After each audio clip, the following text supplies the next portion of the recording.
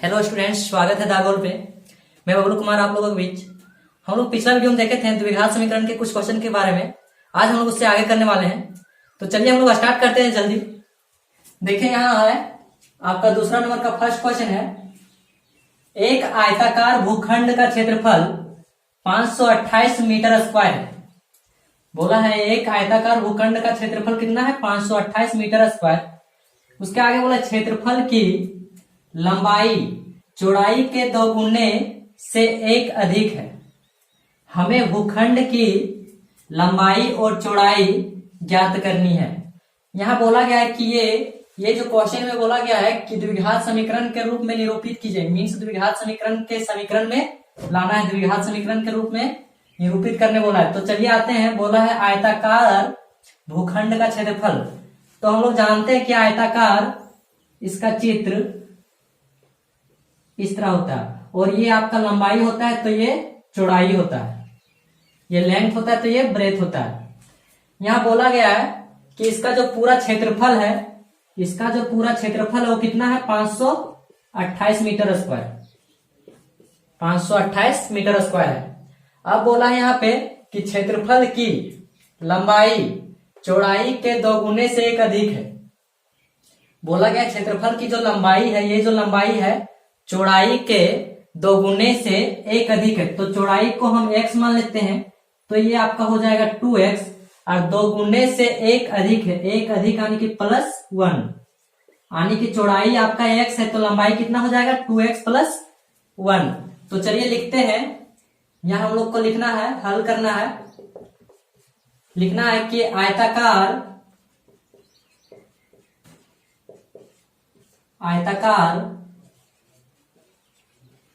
भूखंड का क्षेत्रफल बराबर 528 मीटर स्क्वायर। फिर यहां बोला है, चलिए यहां मान लेते हैं, माना कि आयताकार भूखंड का चौड़ाई बराबर x, आयताकार भूखंड का चौड़ाई बराबर x। फिर यहां लिखना है तथा आयताकार भूखंड का लंबाई बराबर, लंबाई हम क्या माने 2x + 1। अब देखिए हम लोग यहाँ पे बोला गया है कि हमें भूखंड की लंबाई और चौड़ाई ज्ञात करनी है। तो चलिए हम लोग आते हैं प्रश्नानुसार।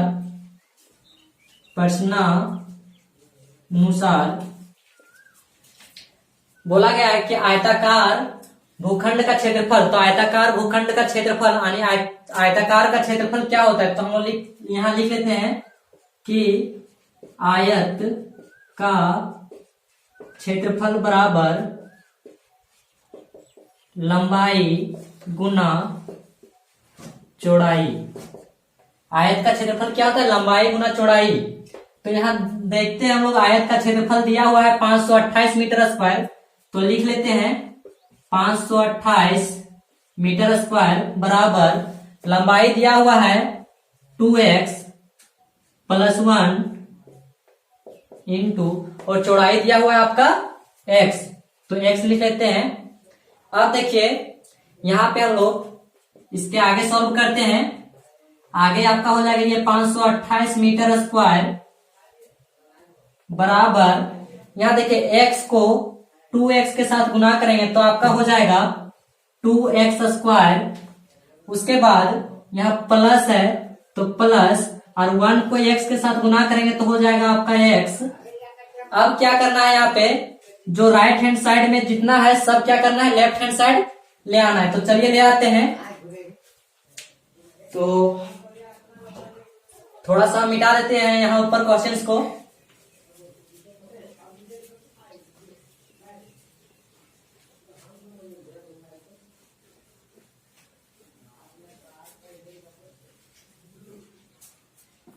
चलिए इसको लेफ्ट हैंड साइड, जितना राइट हैंड साइड है इसको सबको क्या करना है, लेफ्ट हैंड साइड ले आना है। तो इसके बाद यहां से लिखना है आप लोग को, ये आपका हो जाएगा 528 मीटर स्क्वायर बराबर, सॉरी यहाँ इसको लेफ्ट हैंड साइड ले आना है। तो 2x स्क्वायर है, तो यहाँ हो जाएगा -2x स्क्वायर। फिर यहाँ देखना है प्लस x है, तो ये आपका हो जाएगा -x इक्वल टू 0। अब क्या करना है, इसको हम लोग लिख लेते हैं थोड़ा सुटेबल करके अच्छा से। तो ये आपका हो जाएगा ये -2x square minus x plus 528 equal to 0।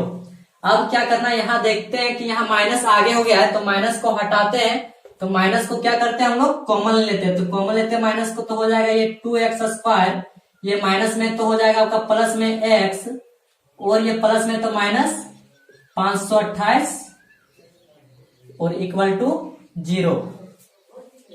अब क्या करना है, माइनस को बराबर के इस साइड ले आना है। तो माइनस को बराबर के इस साइड ले आएंगे, तो आपका हो जाएगा 2x square plus x minus 528 बराबर 0। ये जो माइनस है बराबर के इस साइड ले आए, तो ये आपका 0 हो जाएगा। तो बच जाएगा आपका क्या, 2x square plus x minus 528 बराबर 0। ये स्क्वायर के फॉर्म में है, तो ये आपका द्विघात समीकरण है। तो हम लोग लिख सकते हैं कि आयताकार, हम लोग लिख सकते हैं कि अतः आयताकार भूखंड का लंबाई और चौड़ाई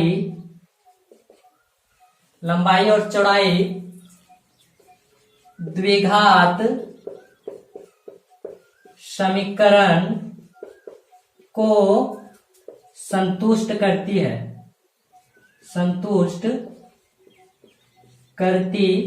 है। तो आपका आंसर ये आ जाएगा। चलिए इसके बाद यहां लिख लेना है। तो चलिए आते हैं नेक्स्ट क्वेश्चन पे।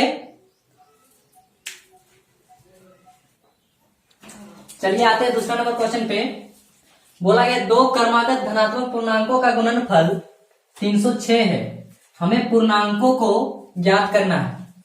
तो दो क्रमागत धनात्मक पूर्णांक उसको बोलते हैं जो पॉजिटिव हो, जैसे कि 1 2 3 4 ऐसे ही बढ़ते जाए, तो ये आपका धनात्मक पूर्णांक है।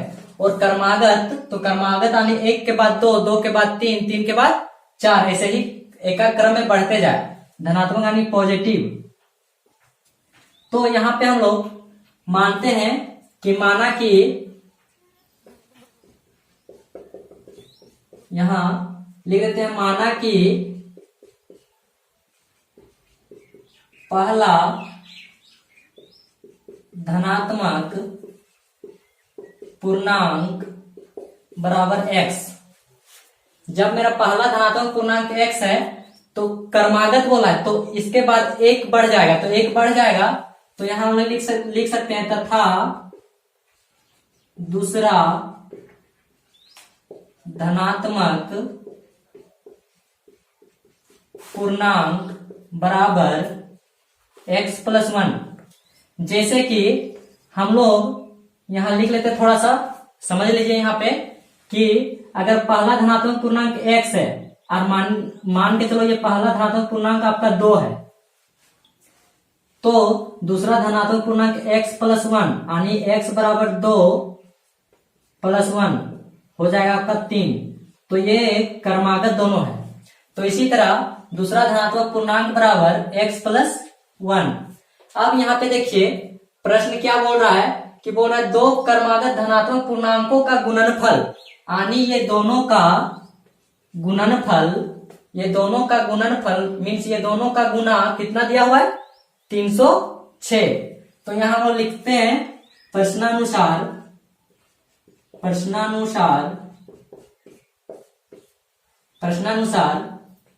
लिखते हैं दोनों क्रमागत धनात्मक पूर्णांकों का गुणनफल कितना दिया, 306, यानी ये दोनों बराबर कितना दिया है, 306। 6। तो चलिए दोनों को गुना कर देते हैं, यानी x गुना x प्लस 1। ये दोनों को गुना करना है और दोनों गुना करने के बाद कितना दिया हुआ है 306। तो यहां लिख देते हैं हम लोग 306। अब क्या करना हम बताए थे पिछला वीडियो में कि इस तरह का जब भी रहे तो उसको एक एक करके क्या करना है, गुना कर लेना है। तो चलिए एक एक करके गुना करते हैं। पहले x को x के साथ गुना करते हैं तो आपका हो जाएगा x स्क्वायर। उसके बाद फिर x को प्लस 1 के साथ गुना करते हैं तो आपका हो जाएगा x। अब बच गया यहाँ पे बराबर 306। अब ये जो 306 है इसको क्या करेंगे, बराबर के इस साइड ले आएंगे, मीन्स राइट हैंड साइड से लेफ्ट हैंड साइड ले आएंगे। तो चलिए ले आते हैं। यहां लिखना है एक्स स्क्वायर प्लस एक्स, ये प्लस 306 है तो बराबर के इस साइड आएगा तो हो जाएगा माइनस 306 इक्वल टू 0। अब ये देखना है कि ये द्विघात समीकरण के फॉर्म में है कि नहीं है। तो हम लोग को पता है कि अगर पावर में 2 रहे तो आपका क्या हो जाएगा, द्विघात समीकरण। तो ये इसका भी पावर में क्या है, 2 है, तो ये भी क्या हो जाएगा, द्विघात समीकरण। तो हम लोग लिख सकते हैं कि अतः यह द्विघात समीकरण को संतुष्ट करती है। तो आपका इसका आंसर आ गया। अगर वीडियो अच्छा लगा हो तो वीडियो को एक लाइक कर दें, सब्सक्राइब कर दें और दोस्तों के साथ जम के शेयर कर दें। तो चलिए आते हैं अब तीसरा नंबर क्वेश्चन पे। चलिए आते हैं तीसरा नंबर क्वेश्चन पे। क्वेश्चन नंबर, रोहन की माँ उससे 26 वर्ष बड़ी है। मीन्स रोहन की माँ की आयु रोहन की आयु से 26 वर्ष बड़ी है। उनकी आयु का गुणनफल अब से 3 वर्ष पश्चात 360 हो जाएगी। मतलब 3 वर्ष पश्चात आने के बाद 3 वर्ष बाद दोनों का गुणनफल कितना हो जाएगा, 360। हमें रोहन की वर्तमान आयु ज्ञात करनी है। तो चलिए जिसको ज्ञात करना है उसको x मान लेते हैं। जैसे चलिए बनाते हैं, माना कि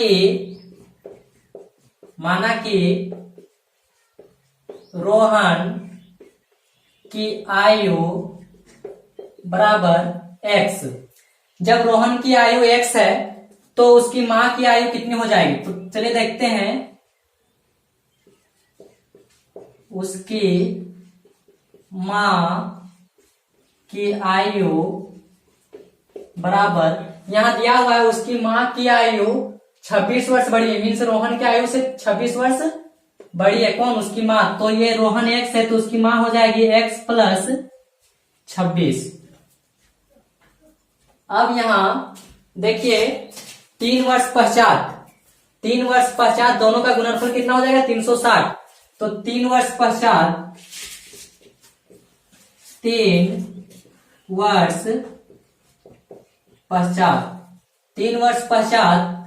रोहन की आयु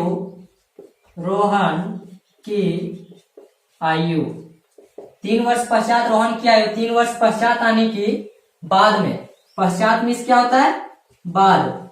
तो जब रोहन की आयु अभी x है तो 3 साल बाद रोहन की आयु कितनी हो जाएगी। तो इसमें 3 साल क्या करना है, जोड़ देना है। तो 3 साल इसमें जोड़ दिया तो ये रोहन के 3 वर्ष बाद की आयु है x प्लस 3। आप देखते हैं, तथा उसकी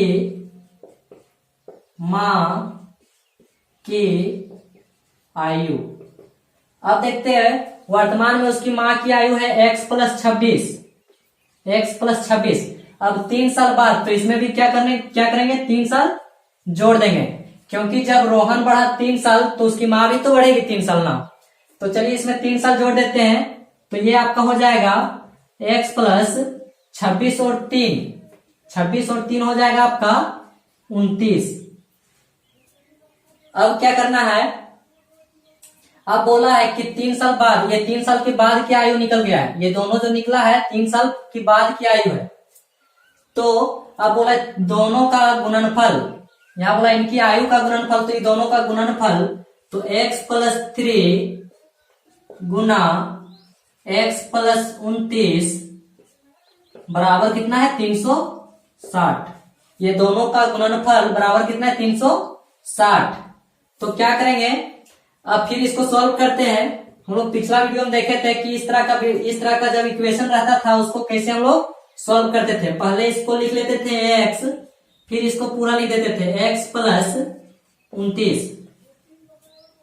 फिर क्या करते थे प्लस है तो +3, यहाँ +3 बच गया तो +3, उसके बाद x+29 बराबर 360।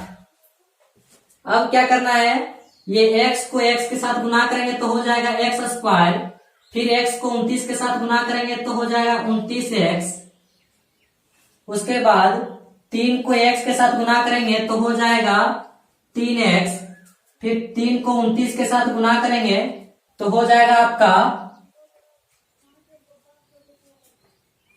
87।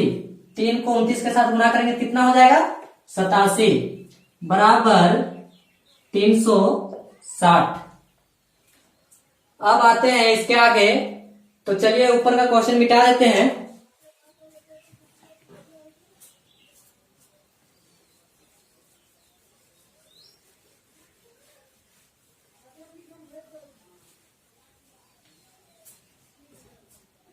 चलिए आते हैं, यहां पे देखिए, इसके बाद आप लोग को यहां लिखना है, ये आपका x² है तो x², ये 29x और यहाँ पे 3x, 29 और 3 आपका हो जाएगा 32x। अब यहाँ पे प्लस 87, यहाँ पे बराबर के उस साइड है 360, बराबर के इस साइड लेफ्ट हैंड साइड आएगा तो -360 इक्वल टू 0। अब क्या करना है, इसके आगे सोल्व करते हैं तो आपका हो जाएगा x² प्लस 32x। अब यहाँ पे प्लस 87 है और यहाँ पे -360 है, तो 360 में से 87 घटाएंगे तो आपका हो जाएगा 10 में से 7 घटाएंगे तो हो जाएगा आपका 3, ये हो जाएगा आपका, बच गया यहाँ पे 5, हो जाएगा 15 में 8 तो 7, और यहाँ पे बच गया आपका 2, तो 273 मीन्स 360 में 87 घटाएंगे तो हो जाएगा 273 बराबर 0। अब यहाँ पे देखना है कि ये द्विघात समीकरण है कि नहीं है। तो बताया था जिसका पावर में 2 रहे वो क्या हो जाएगा द्विघात समीकरण। तो यहां हम लिख सकते हैं इसको भी, अतः यह द्विघात समीकरण को संतुष्ट करती है। चलिए आते हैं अब नेक्स्ट क्वेश्चन पे।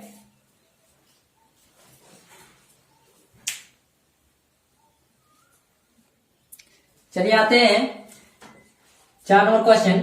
बोला है एक रेलगाड़ी 480 किलोमीटर की दूरी समान चाल से तय करती है। यदि इसकी चाल 8 किलोमीटर प्रति घंटा कम होती तो वह उसी दूरी को तय करने में 3 घंटे अधिक लेती। हमें रेलगाड़ी की चाल ज्ञात करनी है। क्या ज्ञात करनी है? रेलगाड़ी की चाल। तो यहां हम लोग जिसको ज्ञात करना है उसको x मान लेते हैं। तो चलिए आगे बनाते हैं इसका। माना कि रेलगाड़ी की चाल बराबर x। उसके बाद यहां दिया हुआ है दूरी। कितना दूरी दिया हुआ है? 480 किलोमीटर। तो यहां लिख लेते हैं हम लोग दूरी बराबर 480 किलोमीटर। जब दूरी और चाल दिया हुआ है तो हम लोग का समय निकल जाएगा और हम लोग को पता है समय बराबर क्या होता है। तो समय बराबर होता है दूरी बटा चाल। समय बराबर क्या होता है? दूरी बटा चाल। तो दूरी दिया हुआ है 480 और चाल आपका है x। तो समय निकल गया 480 बटा x घंटे।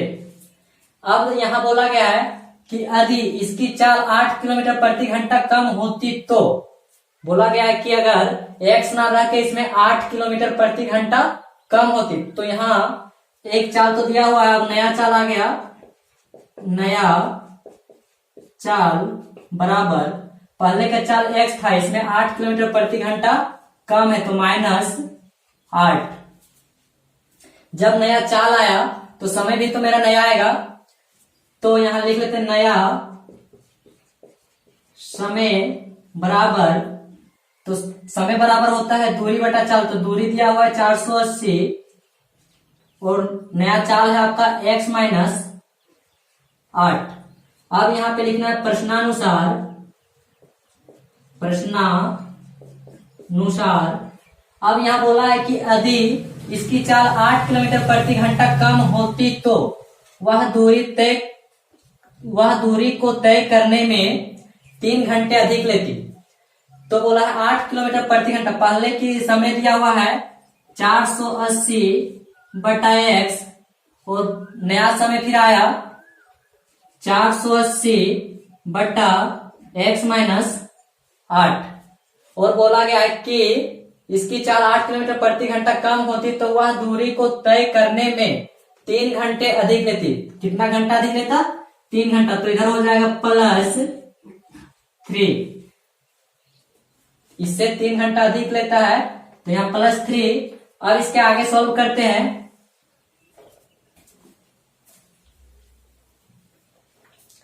तो ये आपका हो जाएगा, इसमें एलसीएम लेंगे तो x आपका एलसीएम हो जाएगा, इधर हो जाएगा आपका 480 प्लस 3x बराबर 480 बट्टा x -8। अब क्या करना है, अब यहां से क्रॉस गुना कर देना है। क्या करना है? क्रॉस गुना कर देना है। तो चलिए क्रॉस गुना कर देते हैं। यहां आपका हो जाएगा 480 प्लस 3x, इसको गुना करेंगे इससे तो गुना x -8 बराबर ये आपका x को 480 से गुना करेंगे तो 480x। जब हम बोले थे कि इस तरह का इक्वेशन रहे तो a को लिखना है तो एक लिख लेते 480, उसके बाद इसको पूरा लिख देना है तो x -8, फिर बच गया आपका प्लस 3x, फिर इसको क्या करना है? पूरा लिख देना है तो हो जाएगा x -8 बराबर 480x। अब क्या करना है, 480 को x के साथ गुना कर देते हैं तो ये आपका हो जाएगा 480x, फिर 480 को 8 से गुना करेंगे तो आपका हो जाएगा हो जाएगा 64 और हासिल रहेगा 6, 8 चौक 32 और 6 38, हो जाएगा 3840। फिर यहाँ पे प्लस है तो प्लस, फिर 3x को x के साथ गुना करेंगे तो हो जाएगा 3x², उसके बाद 3x को 8 से गुना करेंगे तो हो जाएगा आपका 8 या 24x बराबर 480x। अब क्या करना है, 480x को बराबर के इस साइड ले आते हैं तो ये आपका हो जाएगा 480x minus 3840 plus 3x² minus 24x, ये इधर आ जाएगा तो माइनस 480x इक्वल टू 0।